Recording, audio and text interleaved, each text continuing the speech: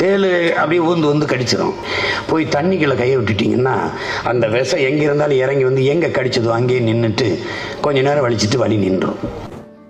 இதை கேட்டுட்டு கை தட்டுறதோடு நிறுத்திக்கோங்க மக்களே. சப்போஸ் தேள் கடிச்சதும் இவர் சொன்ன மாதிரி தண்ணிக்குள்ளார கையை விட்டுட்டு விஷம் இறங்குதான்னு பார்த்துட்டு இருந்தீங்கன்னா அது ஆபத்துல தான் போய் முடியும். ஏன்னா அதிக விஷம் உடைய தேளும் இருக்கு.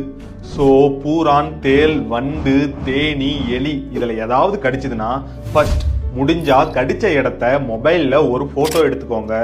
தென் அந்த இடத்துல ஸ்டிங்குன்னு சொல்லக்கூடிய கொடுக்கு இருந்துச்சுன்னா அதை சேஃபா ரிமூவ் பண்ணி டெட்டால் ஆர் சோப் யூஸ் பண்ணி ரன்னிங் வாட்டர்ல கிளீன் பண்ணணும். தென் கிளீன் கிளாத்ல கவர் பண்ணிட்டு ஐஸ் ஒத்தனம் கொடுக்கணும். இது அந்த இடத்த மறுக்க வச்சு வலியையும் வீக்கத்தையும் குறைக்கும். அப்புறம் கடிச்ச இடத்த எலிவேட் பண்ணி வச்சு நியர்பை ஹாஸ்பிட்டல் கூட்டிட்டு போகணும்.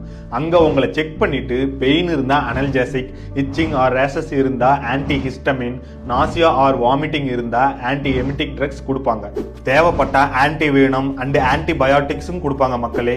இந்த வீடியோவை உங்க ஃப்ரெண்ட்ஸுக்கு ஷேர் பண்ணுங்க.